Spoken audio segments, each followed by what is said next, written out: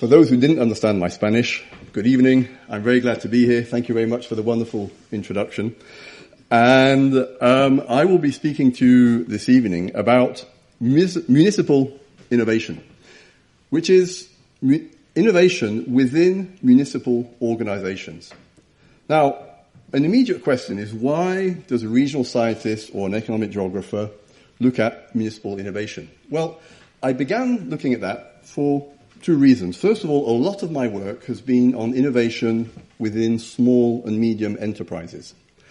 Now, one of the characteristics of small and medium enterprises is they typically only have one establishment, so they are located in a single place.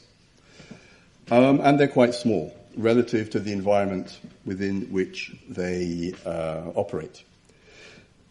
So that's my research. And then I was invited in about 2015 to join a jury which evaluates municipal innovations. And this was municipal innovation competition was set up by the Union of Quebec Municipalities. This is an organization which a large proportion of municipalities in Quebec join.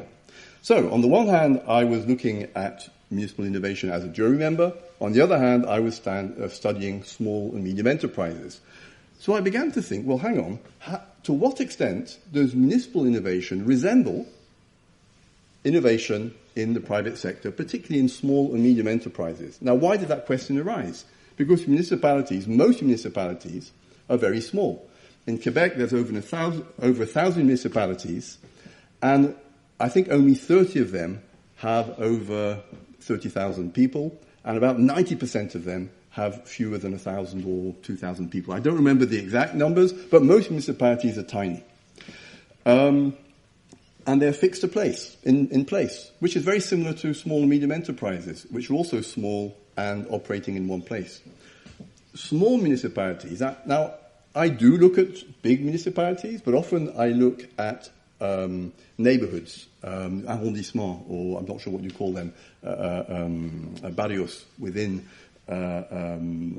cities, because they're also quite small and can't influence their environment. So the connection between the private sector, SME, small and medium enterprise innovation, and municipal innovation is that these are small organizations which don't have much influence, apparently, over their wider environment. So it's not the same as public administration innovation, where ministries are often national ministries, are tentacular, they have many offices across the city and across the country. So yes, there is a discussion of innovation in public administrations, which I'm aware of, but municipalities are different.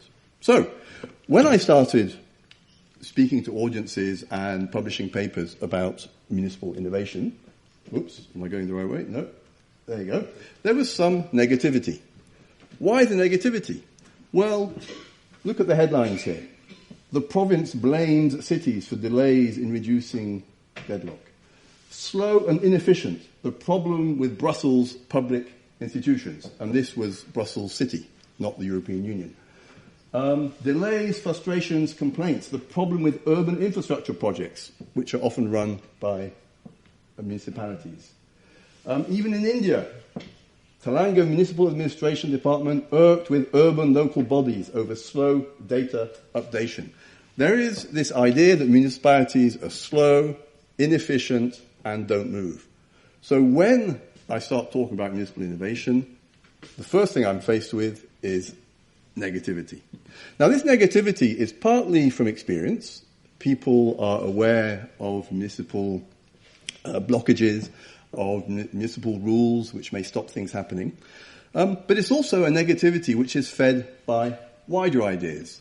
There has been a lot of discussion over the last 20 or 30 years of the need for less government, the idea that business can move forward by itself without needing government, that there is too much bureaucracy. So these ideas are prevalent in a lot of, for want of a better word, of sort of the neoliberal ideology, if you will.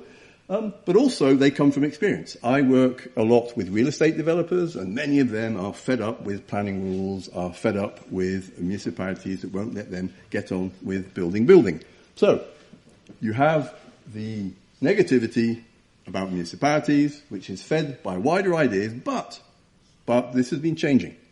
Over the last few years, there has been a literature, partly academic, but not only, some consultancy. So Deloitte is talking about the world of constant change, where governments will need to be more intuitive, to sense and respond to new technology. So Deloitte, the consultants, are beginning to see that governments, not necessarily municipalities in this case, but the governments need to participate in change and are not just brakes to it. Mariana Mazzucato has made the same point, and she is probably one of the first people to forcefully make the point that governments can be very important in certain types of innovation. This has been picked up by some other authors, How to Make an Entrepreneurial State and Why Innovation Needs Bureaucracy. And the World Bank is talking about improving public sector performance through innovation and interagency coordination. So, this is not yet about municipalities, but there are signs that the sort of negativity that was initially met with my arguments about innovation in municipalities is now, the ice is breaking. And the ice is breaking, I would argue, for a variety of reasons. We've had a series of economic ups and downs over the last 20 years. There's been the dot-com crash, the 2008 finance-led recession. We have seen how important government has been to stabilize the economy and society during COVID. And there has been a failure, or at least a lack of obvious success, of low tax, low government, low regulation approaches. And I point you to Liz Truss, if you don't, the Prime Minister of England, if you think somehow this is not the case. So, whilst nobody is arguing for a high tax, high government, high regulation environment, there are obviously limits to reducing taxes, to lowering the role of government, and to lowering regulations. So, the role that government plays, in particular their role in innovation, is currently being reappraised. And so my question is, well, what about municipalities, which are the lowest level of government and are often not really part of this wider debate about public sector innovation? So, today I'm talking about basically two things. First of all, municipalities. Do they innovate? And if so, and this is probably the most important piece of the talk, how does municipal innovation differ from private sector innovation? And also, how does it resemble it? But I think that distinguishing the two can be very helpful analytically if you want to move forward and understand how these small governments function in an environment that they don't control. So, do municipalities innovate? Well, here are a few examples taken from the municipal innovation competition, and needless to say, snow is involved. I'm from Canada, and snow is a big deal in Canada. So, Trois-Rivières, a small town, well, smallish town, rather big for Quebec. It has about 100,000 people. In about 2008, 2009, it merged with a nearby municipality. So two municipalities had to merge, and they had completely different computer systems. So they employed two computer experts who joined their computer systems, arranged their databases, and by about 2011, their job was done. But Trois-Rivières had the capacity, had this computer capacity, which was no longer being used. So these computer engineers were working in the town hall, and they heard that one of the complaints of the snow removal teams was that it was very wasteful, that trucks were waiting, that snow wasn't being removed, that some trucks basically weren't filled with snow during the snow removal. And one of the engineers said, well, hang on, we can solve that. And what they did is, well, first of all, they had to go to their bosses and say, well, you know, we have an idea. And the boss said, well, fine, you know, show them what you can do. And using fairly standard software, ArcGIS software, which you can program. So they programmed this to allocate snow removal vehicles in a systematic way. And then they went down to the local store and bought GPS trackers, put them on all the trucks, so they were linked up then to this program, and they started then to organize snow removal in a more systematic way. And this has meant that there is a 15 to 20% saving of costs and of, in fact, pollution now in terms of the snow removal.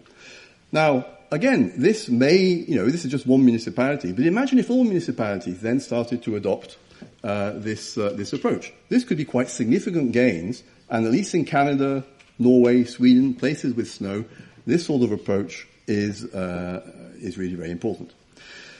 Boisbriand, a far smaller municipality, probably about 10,000 people, but it's in the suburbs, and so there was a lot of suburban development, and this suburban development was often next to highways. So how do you do to suppress the noise of highways in a natural way? Now, there are many examples in Europe of and elsewhere of trees and plants being used to protect against noise. But the problem is the Quebec climate, which is very changeable. It goes from minus 30 in winter to plus 30 or 40 in summer. And the fact that highways, there's a lot of salt in winter. To clear the ice and snow, you put lots of salt. So they couldn't find the right plants to be bushy enough and to protect against the noise. So they then turned to a local university, or Montreal University, and they started a research and development sort of farm where they were testing different plants, throwing salt on them, seeing how they reacted, seeing how they grew. Did they grow with enough leaves and enough branches to repel the noise, which is especially important in summer when windows are open. It's less important in winter. And so they experimented with vegetation. They identified types of plants that would fit what they wanted, and then they introduced them along the roads. Now that's very similar to entrepreneurial innovation. They had a problem. They did research and development. They came up with a variety of solutions. They tested them, and when they found a solution that worked, they implemented it. Very Schumpeterian, I would say.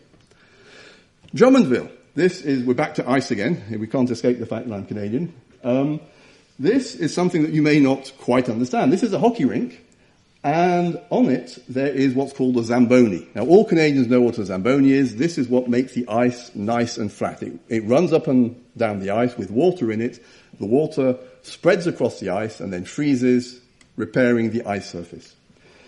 But when there's hockey matches, you put up those very thick perspex windows to stop the hockey puck hurting spectators.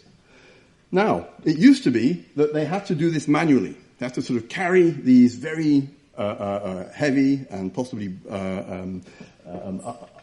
difficult to manipulate glass, or not glass, they're not glass, perspex screens, and put them up around the hockey rink. And then the local blue-collar workers, this is blue-collar workers, said, hang on, we have a solution. So they built a sort of a crane that they could put on top of the Zamboni, a machine that already existed. They put the crane on, and using a system of suction pads, now had a system to lower these perspex windows into place without breaking their backs and doing it a lot faster.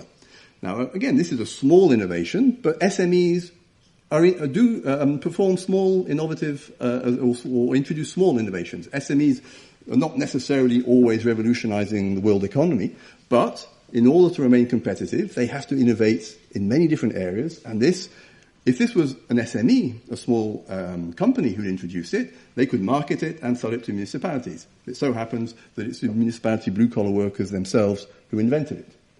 There are also larger scale innovations. This is from Saint-Hyacinthe, not a very large municipality. It has about 50 or 60,000 people. And they were the first in Canada to really introduce a biomethane plant. And possibly the first in North America of one of this size. I'm not sure about that. Certainly the first in Canada.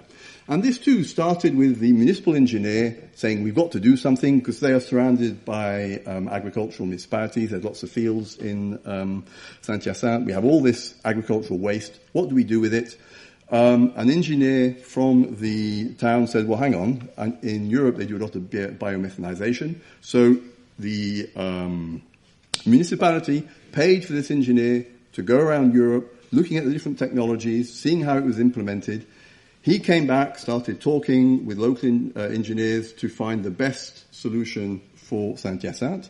In the meantime, a lot of innovative financing was going on. How do you finance this? This was about a $50 million project. So they looked for grants at the local and at the provincial level. The municipal government participated. They also negotiated a contract with private sector gas suppliers to sell their excess gas. And then when it was built, they also converted municipal vehicles and municipal buildings to heating and to power by methane. There was a lot of education in local schools.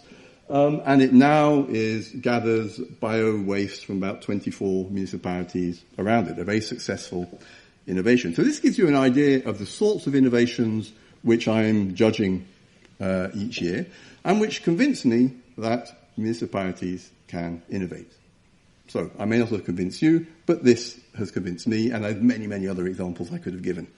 I haven't mentioned smart cities, because all the discussion about smart cities, these innovations which I have presented are innovations where it is the municipality and the municipal workers or the municipal engineers who initiated and who thought through the innovation. They may have called in some outside experts for advice, but this was driven by the municipality.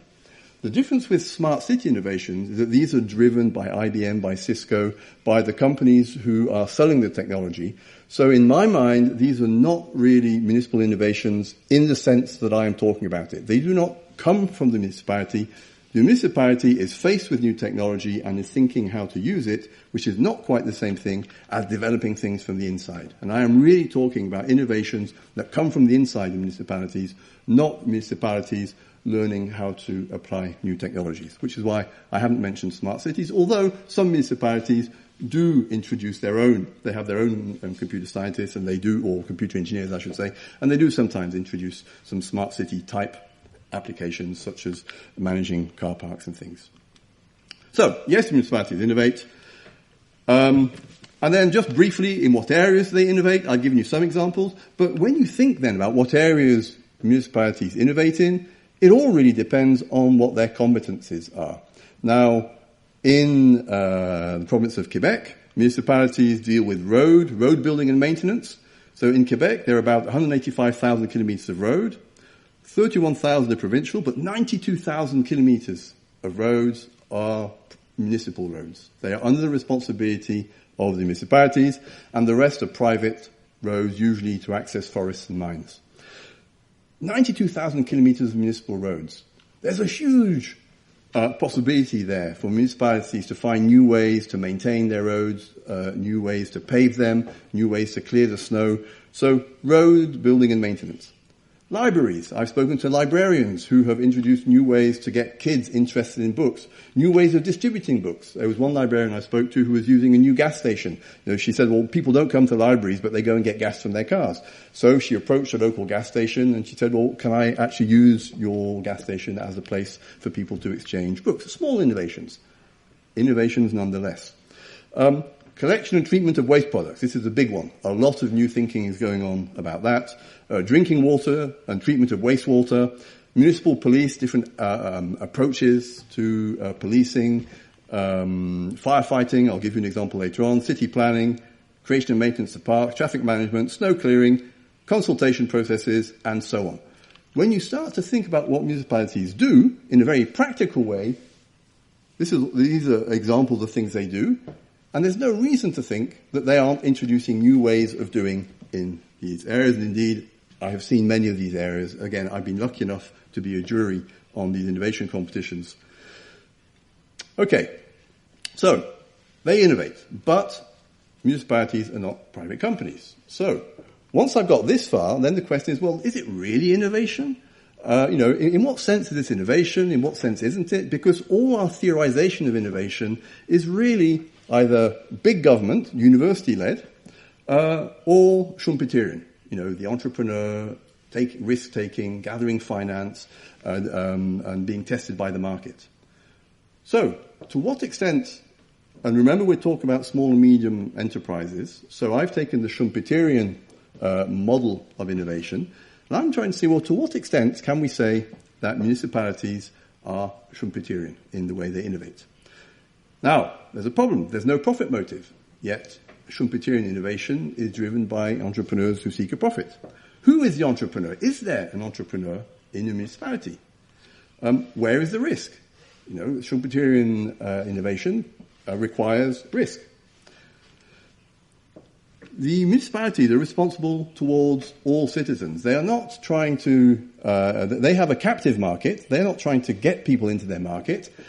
but they are responsible towards all their citizens. There is a question of externalities, which I link to slowness. I've already made the point that municipalities are rather slow, and they have a reputation for slowness. What do they do about intellectual property? There's no such thing as a patent. What questions arise about intellectual property? And then how can you assess municipal innovation? There isn't a market. A Schumpeterian innovator will eventually either sell on the market, or the innovation won't be an innovation. It will just be an invention that doesn't go anywhere. Okay, so I'll go through each of these in turn. I'll try and do it briefly to sort of discuss why I think that in some respects municipalities are very Schumpeterian, and why in other respects we have to think in a different way than we usually do when we're thinking about market-driven innovation. So first of all, there is no profit motive. Municipal innovation does not occur within a competitive framework, but an important motivation is actually problem solving. So it's not that municipalities are seeking out new markets, but they are faced with many problems of road maintenance, of getting books to libraries, of dealing, or library books to citizens, I should say, of dealing with bio-waste. So a big motivation that I have noticed in municipal innovation is solving problems. Now, this is one example of firemen solving a problem. As you know, there are a lot of rural areas in Canada and Quebec, and fortunately for Canada, we don't yet have a big water problem. There are lots of streams. Now, these firemen were faced with the problem that when there was a fire, and this is a peri-metropolitan, so there were quite a few isolated houses in this area, but they are isolated. There is no water to fill up fire engines. But what do you do if there's a fire and your fire engine has no more water? Well, there are all these streams. But how do you get water out of a stream into a fire engine? Well, they came up with this ingenious solution, which I won't describe to you technically, but which solves the problem of the streams being shallow, of mud at the bottom. And so it basically has a stabilizing system where you put it in the stream, you pivot it. Another thing you need to know that a lot of bridges on country roads are just tubes with the road going above it. So you clamp it on the tube, you lower it, it will then self-regulate, be just at the right height, and suck the water in. And this was, I met the fireman who invented this, and he was just, for him it was obvious. And my question was, did you patent it? He said, no, we didn't patent it. Anybody can copy if they want. So this is a sort of, again, if this was an SME, this would be an innovation. This would be patented. It's because it's a municipality, it's not. Another form of problem solving. Now, this was a set of low-cost housing, which was above a community centre, which itself was above a school. Now, what's the problem with that? The problem with the regulatory problem is that schools are provincial, community centres are local, and social housing comes from the federal government. So how could you solve, nobody thought it was possible to build these three things on top of each other. Yet, it happened. They solved some regulatory and legal issues. And this too was an innovation which now other municipalities can copy. It can be done. So this was a test, they succeeded, and other municipalities can copy. But it's the problem solving, not profit, that is driving them. There are other examples of motives. Cost cutting. Of course, municipalities want to cut costs. They want to improve service. There's a notion of well-being of the citizens. Remember, municipalities are they are political entities. Their mayors have been voted in. You want to do the best for your citizens. Consultation and participation is a big issue. Do the citizens actually agree or not? Well, there are different ways of organising that process, which can be innovative, environmental innovation. So then there is no profit motive. New public management tried to introduce the profit motive in the 90s, but what it didn't really take into account was the public service motivation. A lot of what I've been talking about, why bother to solve problems, why bother about citizen well-being, comes from the public service motivation. Many employees and politicians in local government are motivated by this public service motivation, which has been documented by Nesta in England, why motivation matters in the public sector, which has been documented by academics, and which corresponds to what I have found when I've been speaking to these innovators. None of them is making a huge amount of money, or any money, indeed, from their innovations, but they're all very proud that they have solved the problem, and there is this sort of rather diffuse idea that they are benefiting the public good. Okay, so who are the entrepreneurs? So who actually does the innovating within municipalities? Well, very often, in my experience, it's employees or manager in departments and services, people actually working on the roads, people actually going out to put out the fires, people actually trying to get books to kids in suburbs. They are the ones who are the entrepreneurs. They come up with an idea, and then they have to marshal the resources to then do something with the idea. More rarely, it's the politicians. Now, if there are any politicians listening, I'm sorry, but very often the politicians are not the entrepreneurs, but they do play a critical role. The key role that politicians play is they can generate or maintain an organizational culture which is receptive to experiments and failure. Because a politician may say, absolutely not, I don't want any experimentation, you're going to waste my money. Or they can say, well, no, these people have an idea, let's have a little bit of budget to help you experiment to see where things go. Okay, so where is the risk? This is the public sector after all. Where is the risk? Well, like in the private sector, the major risk is reputational. You have an idea and you convince people to back you. You convince your bosses, the politicians say okay, they give you a bit of a budget. And then you start implementing it. But within your organization, you have a reputation to defend, just like entrepreneurs. Most entrepreneurs don't put up their own money. They get it from their parents, from their friends, from maybe a bank if they're lucky, but that's pretty rare these days. It's not their money, but if their entrepreneurial venture fails, they've lost their reputation and they've lost the money, of course, of their friends and family and other backers. Well, it's not so different when these employees have an idea and start working on it. They're using time, they're using resources, they are sometimes using some money from the municipality. Their boss has often defended them higher up the hierarchy. And if then their idea doesn't work, there is a loss of reputation all round. And one of the big problems is that experimentation and failure can be difficult in the public sector. It can be difficult because of the accounting rules. The minute a municipality cannot explain where some money has gone, it is accused of being corrupt, it is accused of being inefficient. Yet a company that sets aside 10 or 20% of its budget for experimentation and possibly losses is considered to be an entrepreneurial company. And so one of the big limitations that municipalities face are the accounting rules, which is why you need strong politicians to allow their administrations to have this space to experiment. Voters and local businesses will complain if they think that there are failures, yet the businesses themselves, they are happy to fail, provided they don't fail too often. And of course, all this comes back to politics.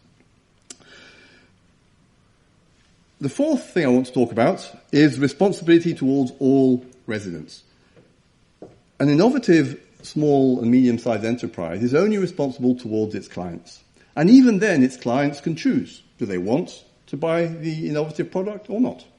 So there is choice. Nobody is forcing anybody to buy an innovation from an SME. Yet, when a municipality innovates, it innovates for all its residents. So if you don't like the fact that the municipality is changing the way that it treats wastewater or the way that it produces gas, it doesn't matter because the municipality has decided for you. This is a big difference between municipalities and SMEs, and it has two consequences. So residents have no choice, and also it means that the municipality has to be careful about what it chooses to, where it chooses to innovate. So it has no choice. And sorry, I'll get on to slowness later. I thought I was going to talk about slowness here. So these are two things that a municipality has to think about, which a small company doesn't. And this leads on to the next point about externalities and slowness. For the public sector, there should not be any such thing as an externality because the public or municipality is in charge of the environment, in charge of parks, in charge of social housing, in charge of roads. So it can't just say, well, my innovation is going to be really good for snow clearing, but I don't care if it ruins the roads because they're also the municipality's roads. So the negative impacts of a municipal innovation cannot usually be downloaded onto society at large. Now, private companies look for efficiency and profit. But municipalities must also think about the environment, about the social cost of innovation, about the social acceptability of innovation. So whereas private companies can look at one side of the balance, efficiency and profit, municipalities have to look at the other side, everything else. But they also, of course, have to be efficient. So a municipality is far more involved in balancing externalities against the innovation than private sector companies are. Now, back to snow. This is a sort of an example, just to give you a quick example of a hypothetical example. Imagine a private company has a new way of clearing snow. It's automatic, it saves costs, and it will reduce employment by 50%. So that's great for the company if it's the private sector removing the snow. It will lower the costs. If the solution can be implemented quickly, it's profitable for the company. But imagine the municipality has the same idea. Municipality is running its own snow removal. This is a private sector company running the snow removal. The municipality is running the same operation. It's thinking about automation. Okay, so the municipality is going to reduce its snow removal costs, just like the private company. But what about the other costs? We mentioned 50 people are unemployed. Well, hang on a minute. There's social assistance. There's housing issues. And what do we do with these 50 unemployed people in the municipality? They become the municipality's responsibility. How about safety issues? Snowplows are dangerous. Old people, children. Now, the company would have thought about that, but it's not, it may have sort of got its ISO certification and filled in all the forms, and so it may be officially deemed safe. The municipality must go further. It must make sure it's acceptable to old people. It must make sure that nobody is scared of the system, even if technically it is safe. It has to convince people it's safe. And this too takes a lot of time and effort from a municipality, which distinguishes it from a small company. And so in the end, the municipality is going to have to think about whether this new snow removal system is good for the whole of the municipality, not just for its snow removal operations. And this means that municipal innovation is a lot slower, because there is a political process, there is a convincing process, there is also a weighing of the pros and cons of these different innovations. So municipalities do eventually innovate, but far more slowly because they have to be careful. They cannot move fast and break things. If a municipality moves fast and break things, it would be a very bad municipality. The politicians would be voted out, and it will probably be sent into receivership. A municipality cannot think like a private corporation in this respect. It does have to think a lot more carefully and a lot more politically about these things. So I've been over that. Intellectual property. Well, especially in the age of smart cities, many urban innovations are private-public partnerships. This can cause problems when there is public-private partnership. Cities obtain no ownership of intellectual property, and it may be different in Spain, but certainly in Canada, they can't own intellectual property. Cities lose control of data. Cities can get tied into technological monopolies, and cities do not develop internal capacity. I mentioned the importance of internal capacity. The example about the computer scientists or the computer engineers in Trois-Rivières is because the municipality had the capacity that they were able then to innovate. So municipal capacity building is very important. You can't be an innovative municipality if you don't have some internal capacity. You don't have to do everything. There can be some subcontracting, but you have to have the internal capacity as well. In the short term, it's easier to outsource innovations, but in the long term, if municipalities always outsource, they will have no internal expertise, none of the systems I've just described, which will lead to innovation. So even to successfully outsource, because of course the municipality can't do everything, it will need to bring in subcontractors. But if it brings in subcontractors, it needs to have the in-house expertise to supervise, to judge the technical solutions, and also often to adapt them. Very often there isn't a simple solution. Each municipality is different from the other. So very often there's adaptation. You can't just buy something off the shelf and plug it into a municipality. Finally, can municipal innovation be assessed? I've been talking about innovation, but in what sense is this innovation? Is it new? Can we judge how new it is?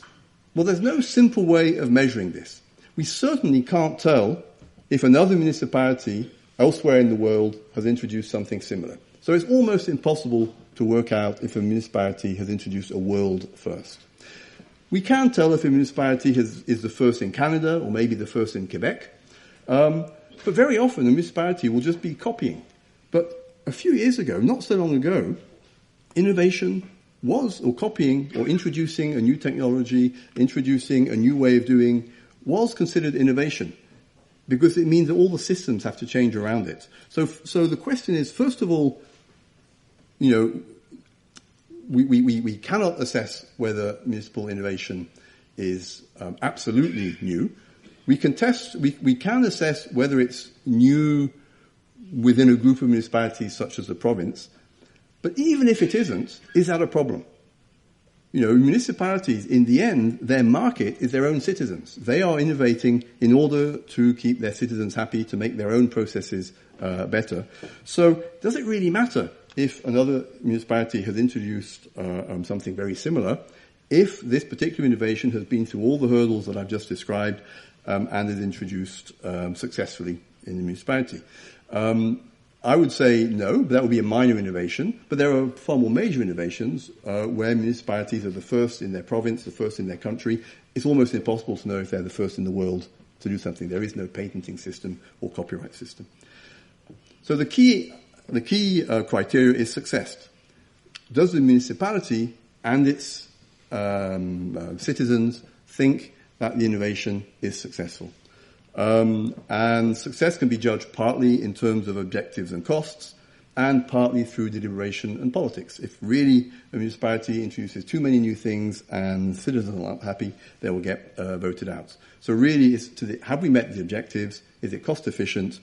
And are the citizens happy with it? Okay, so I'm concluding now. I've spoken about innovations within municipalities. So and I've just made the point that it's difficult to compare municipalities across the world or even across countries. So, does any of this have any wider effects, or am I just talking about small municipalities introducing small innovations and it stops there? A very important thing about municipalities, and those of you who know the municipal world will know this, is that there are a lot of networks and knowledge exchange between municipalities. Again, very similar to SMEs. Municipal administrators, municipal engineers, mayors don't just sit in their municipality without contact with others. I mentioned that this whole innovation competition was set up by the Union of Quebec Municipalities, where about 400 municipalities joined together. The reason this innovation competition was implemented was in order to share ideas so that people could come together once a year. So once a year there's a big gala where prizes are presented, and I go up on stage and I present one of the innovation prizes. But the important thing is not the prizes, it's the fact that for 2 or 3 days we have all these municipal actors together talking about what they've done, what new things they've done. And that is where these small innovations begin to have bigger effects. It is through the networking and exchange of ideas. So, if you go to a municipal innovation sort of gala like the one that I often participate in, and you're a municipal mayor or engineer, and you see something that the municipality has done, you can be inspired. Say, well, hang on a minute, I will do something similar. Never the same. Municipalities are different, but very similar in my municipality. And when an idea is transplanted, it is always changed and very often improved slightly. So there is continuous improvement in these processes which I have described. So the Trois-Rivières GPS system, I'm sure, has been taken up by other municipalities, has been changed, has been improved, and maybe Trois-Rivières has copied it back in an improved form. And it is this which means that municipal innovation has far more impact than you could imagine just by the examples that I have given. Of course, municipalities are subject to provincial, national, and international laws, so this is based on my ideas drawn from Quebec municipalities. Each country allows different degrees of freedom to their municipalities, but their innovation can drive wider changes. This is an example of sort of bottom-up innovation. They can be an example to high levels of government. They can be an example to other municipalities, and also they have close contact with citizens. So when they're trying to convince citizens, for instance, to collect their bio-wastes, like they did in Saint-Hyacinthe, they are also affecting a change within the mentalities of citizens. Citizens are saying, well, it's useful for us to separate our waste. Why? Because we're getting cheap energy from it. And this is another very important part, which is underlying a lot of these innovations. It's the impact it has on mentalities of the citizens who are very close to these municipal innovations. So policy innovation, and indeed technical innovation, is not only top-down. And so what I've been describing to you is a system whereby municipalities participate in a bottom-up sort of innovation. And that's it for this evening. Thank you very much.